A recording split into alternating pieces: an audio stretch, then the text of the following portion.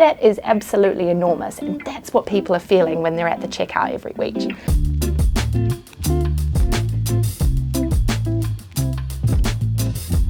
And for many, it's going to be a trade-off across heating and eating. Rachelle, last week we had some good news about inflation, which is that it is down to 1.7%. Now that is below the Bank of England's target of 2%. But every time I get paid, I feel like I have no money. How is that possible if it seems like the inflation crisis is over? So the thing about inflation, and I know that we talk about this a lot, is that even when it's coming down, it doesn't mean that prices are necessarily falling. It means that they're rising slower than they were. When we look at inflation at the moment, yes, 1.7%, much better than the double-digit figures that we had been seeing last year and the year before. But what we know at the moment is that some things are still rising, and the way that people feel that is because your food costs are a lot higher than they have been. If we look over the last few years, food has gone up around 30%, and some things are still rising a lot. I think we've all probably seen, for example, like the price of olive oil in the supermarket absolutely through the roof. That is definitely not at 1.7%. So not everything is increasing at just 1.7%. Some things are a lot more. And some of the big things that take up our pay packets, like you were saying, like our housing costs, our energy costs, our transport costs, they're still feeling a lot higher because they are. I mean, let's take olive oil as an example. There's a particular olive oil that I used to buy myself as a treat, which cost around £10, sometimes £9, depending on the supermarket. I went to purchase it last week. It's £15. Yeah, exactly. So that hasn't gone up by 1.7%. So you're looking at much higher costs for certain things. And some of those things are impacted by, so for example, let's take olive oil. That's impacted because of adverse weather conditions, and we know that production is down, globally for it. I think Spain, for example, is one of the biggest producers. They've had bad weather. That's going to impact all of your production going forward. Fewer olives that can be harvested to go in the olive oil. Exactly. So some things are sort of as simple as that, but as we move forward through climate change having more of an impact and things, we're going to see this more and more with different kinds of products and services that we are trying to buy. But olive oil is just one example. We also know that throughout the cost of living crisis, the price of, let's say, budget goods at supermarkets, which a lot of low-income households rely on, have gone up by much more than the average rate of inflation.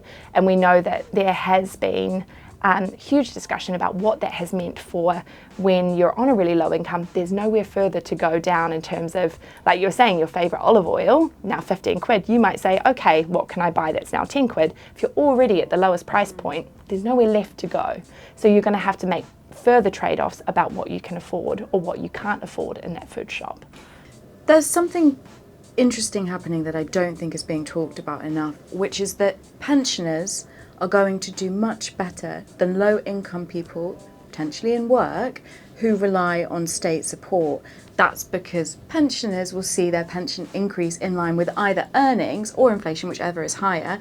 Earnings are going up by 4.1%, but people who rely on benefits, their benefits will be linked to inflation, 1.7%. So they're going to be worse off than older people.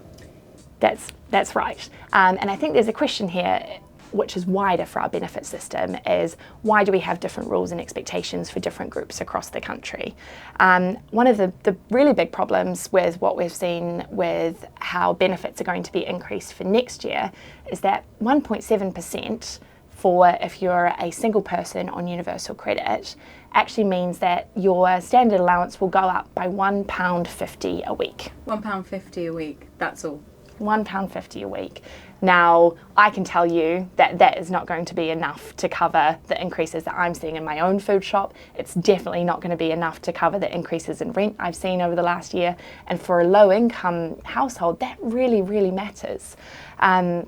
What we also know is that energy prices are going to go up next month. That's been guaranteed and baked in for a while. So inflation currently 1.7%, but come November, when we get the next set of figures, probably not 1.7%, probably higher again. Exactly. And so over next year, but also throughout this winter, we know that lower income households in particular are really going to be struggling with their energy bills. And for many, it's going to be a trade-off across heating and eating, like we've had in the last few years, except it feels like the conversation has moved on. And we need to make sure that we are still talking about and still supporting everyone to be able to pay their bills, both this winter, but going forward for next year too. It feels like now that inflation is much lower than it was, which is good, and we shouldn't take away from that. When it was up at 7-8%, that was very scary. Prices are still higher, and now we're going to have to deal with the fallout of those inflation rates that we saw when they were very high, which is, okay, inflation has come down, but it made everything more expensive.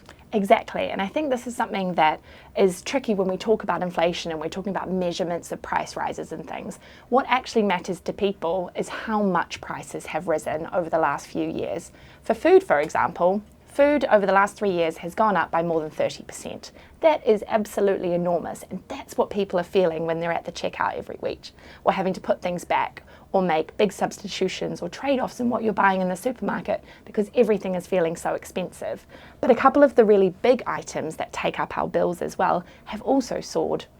We know, for example, with our housing costs, on average across Great Britain, over the last year, your monthly rent has gone up by £93 a month.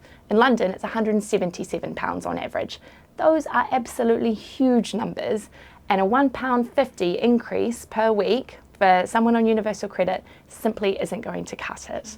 There's around £1,000 more a year yes, for people. It's absolutely huge. And in more expensive areas, it's higher and higher again. We know that housing benefits are currently still frozen, and that is a huge problem for those on low incomes stuck in the private rental sector. And a lot of the things that the government has announced around things like social house building, which is so welcome and something that we've needed for years, is brilliant going forward, but it's not going to help people pay their bills now. And so we have to make sure that our benefit system and the way that we're talking about rising costs are actually in line with what people are experiencing right now. And our system is enough that people can pay their bills, cover the costs of their essentials, and that the way that we talk about the cost of living crisis can't be that it is over, because people are still experiencing really high prices and incomes that just aren't meeting them.